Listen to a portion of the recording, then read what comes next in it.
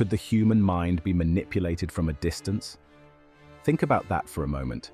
What if, through unseen energy or frequencies, someone could influence your thoughts, emotions, and even your behavior? It sounds like something out of science fiction, but the concept of psychotronic weapons has long been a subject of both fascination and controversy. Now, let me be clear. The existence of psychotronic weapons is debated. Much of the alleged evidence is classified or speculative, making it difficult to definitively prove or disprove. But just because something is difficult to pin down doesn't mean we should ignore it. In fact, it's precisely why we should explore it with an open mind. Today, we'll be looking at psychotronic weapons through a specific lens, one that examines their effects on three interconnected levels: technology, psychology, and society. By the end of this video, we'll not only understand these relationships, but also dive into practical strategies for protecting ourselves and our communities from the potential threats these weapons might pose. To understand psychotronic weapons, we have to break them down into three components, each influencing the others: the technological basis, the psychological effects, and the socio-political implications. Let's start with the foundation, the technology. At the core of psychotronic weapon theories is the belief that electromagnetic frequencies, or EMFs, can influence the brain and body. We already know that the human brain operates using electrical signals. If a weapon could target those brain waves with precise frequencies, it might, in theory, disrupt mental processes. This leads us to neuroscientific manipulation. Imagine a technology that could tap into our brain's neural rhythms, potentially hijacking them. Just as we can synchronize two clocks, this technology could sync its frequency with your brains, and from there, manipulate your thoughts. And then there's electronic surveillance. Some theories propose that psychotronic weapons are part of a broader system designed not only to influence, but also to monitor our thoughts and emotions remotely. It's a chilling concept, being watched, not just physically, but mentally. But even if the technology exists, how does it affect us psychologically? If these weapons can indeed interfere with brainwaves, the consequences for the mind could be profound. The first effect might be mental disruption, confusion, memory loss, or difficulty focusing. Imagine trying to think clearly, but being bombarded by an invisible force that clouds your thoughts. Next, there's emotional manipulation. If a weapon could directly influence the brain's emotional centers, it could induce fear, paranoia, or anger without any real cause. It's easy to see how that kind of manipulation could lead to social chaos. Finally, there's the possibility of behavioral control. In the most extreme scenarios, psychotronic weapons could control how people act, whether that's subtly nudging them toward a certain decision, or in more extreme cases, forcing specific behaviors by disrupting neurological pathways. Now, imagine these psychological effects unfolding on a massive scale. The implications for society are staggering. If psychotronic weapons are real and can alter our emotions and thoughts, they could become a tool of mass control. Governments or other entities might use them to shape public opinion, to influence elections, or even to quell dissent. By inducing fear, paranoia, or confusion, they could control populations without firing a single shot. And it doesn't stop there. Psychotronic weapons could be used in covert warfare. Imagine destabilizing a rival nation by subtly manipulating the minds of its leaders or its citizens, creating division, unrest, and ultimately chaos, all without anyone being fully aware of what's happening. But here's the kicker. The fear of psychotronic weapons alone could cause widespread paranoia. Imagine the societal consequences if people started believing their thoughts were no longer their own. This kind of distrust could unravel the very fabric of society, leading to fear of governments, institutions, and even each other. So how do these three elements, technology, psychology, and society, interact? It's a cyclical relationship. If the technology exists to manipulate brainwaves, that technological basis opens the door to controlling psychological states. If people's emotions can be influenced, it becomes much easier to manipulate large groups, which in turn creates a powerful tool for social and political control. On the flip side, sociopolitical pressures can fuel the development of more sophisticated technologies aimed at psychological disruption. It's a feedback loop, with each element reinforcing and intensifying the others. This triadic relationship highlights the complexity of psychotronic weapons. But understanding this interconnectedness also reveals how we might defend ourselves. Now that we've laid out the triadic model of psychotronic weapons, let's dive into how we can defend against them, step by step. First, we need to protect ourselves from the technological component, the alleged electromagnetic manipulation. We can start with EMF shielding. Simple materials like Faraday cages, which block electromagnetic waves, can offer protection from directed energy attacks. We could design entire buildings with this in mind, turning our homes into sanctuaries against invisible signals. Then there's signal disruption.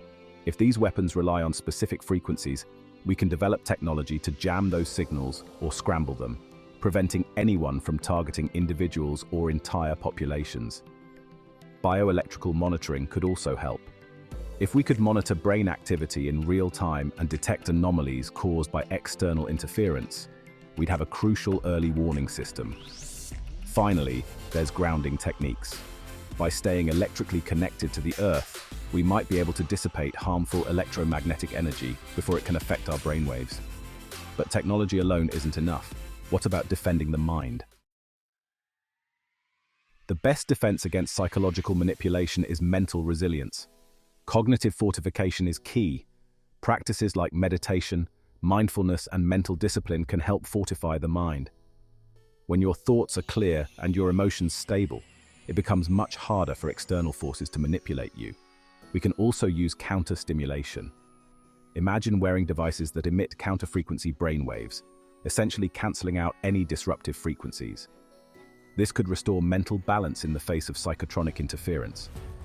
Lastly, psychological defense training can prepare individuals to recognize when their emotions or thoughts are being manipulated.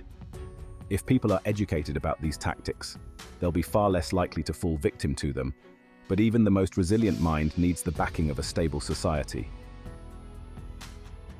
At the societal level, we need to foster awareness and transparency.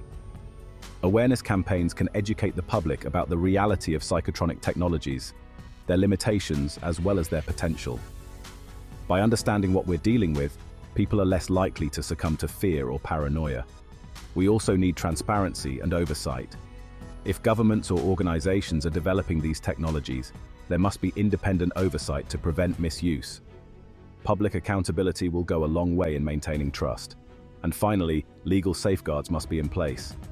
We have international laws for chemical and biological weapons. We need similar protections for mind-influencing technologies to ensure they aren't used as tools of mass manipulation. Let's now explore how the defense strategies we've discussed can interlock and reinforce one another. When we look at defense against psychotronic weapons, it's not just about addressing technology, psychology, and society in isolation. It's about how these elements interact, support, and enhance each other, creating a system where the whole is greater than the sum of its parts. This triadic defense interaction builds upon the same logic that psychotronic weapons themselves rely on: interconnection and mutual reinforcement. By integrating our strategies in technological, psychological, and sociopolitical realms, we create a multi-layered defense that's adaptive, resilient, and difficult to overcome. Let's examine how these combinations might unfold. Let's begin with the relationship between technological defenses and psychological resilience. When we shield ourselves from external EMF or directed energy attacks using technologies like Faraday cages or EMF jammers, we don't just protect the body, we protect the mind as well. This has a direct and powerful psychological effect. For instance, if people know they are physically shielded from external electromagnetic interference, their mental fortitude is immediately strengthened. When the mind doesn't have to battle unseen interference, it can focus on more natural cognitive defense mechanisms like mindfulness, meditation, or mental discipline. In this way, EMF shielding directly reinforces cognitive fortification by removing the environmental stressors that might otherwise weaken one's psychological defenses. But the relationship goes both ways. A person trained in cognitive resilience, who practices mindfulness, meditation, and recognizes external psychological manipulation, will not only be more aware of subtle psychological changes, but will also be more attuned to physical or technological disruptions.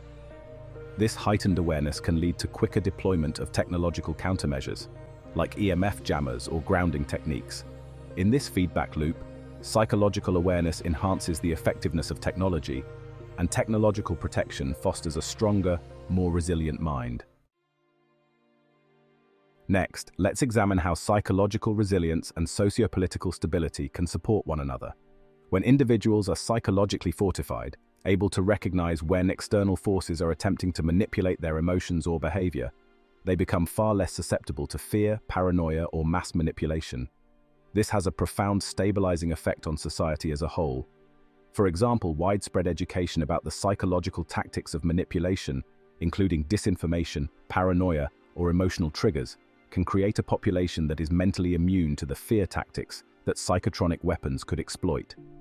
In this way, individuals who are trained in psychological defense strategies become active agents in maintaining socio-political stability. A society made up of individuals who are aware of how manipulation works is far less likely to fall into mass panic or paranoia, even if the threat of psychotronic weapons looms large. Conversely, a transparent and stable society, one that promotes open communication, oversight, and legal safeguards, fosters an environment where psychological resilience can thrive. In a world where governments are transparent about their research and use of technology, and where there is oversight on mind-influencing tools, individuals feel more secure and less paranoid. When societies create support systems for mental health and promote public awareness of psychotronic threats, they further strengthen the mental resilience of their citizens. The interplay here is a feedback loop of mutual reinforcement. Strong minds build strong societies, and strong societies support strong minds. Lastly, let's look at the relationship between sociopolitical stability and technological defenses.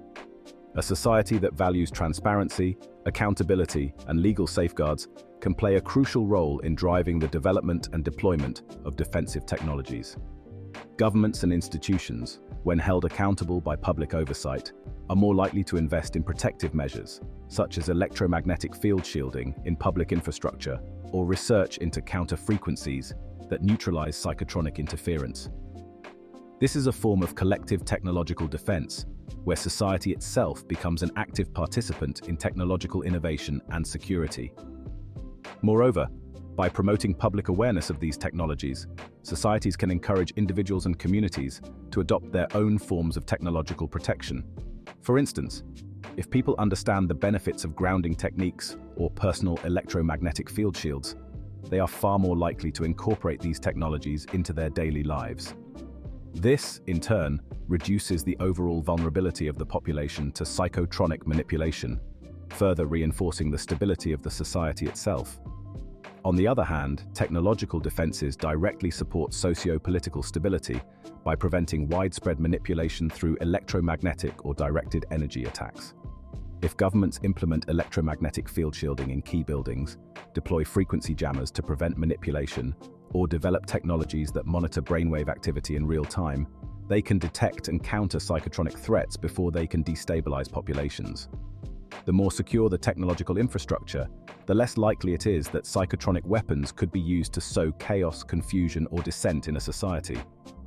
In this case, technology becomes the foundation upon which societal stability is built. Now, let's look at the triad in its entirety. When these three elements, technology, psychology, and society, work together in harmony, they create a comprehensive defense system that is far stronger than any individual component. Technological defenses create a physical barrier that prevents external electromagnetic attacks from reaching the mind. This, in turn, bolsters psychological resilience, giving individuals the mental clarity and strength to recognize and resist manipulation.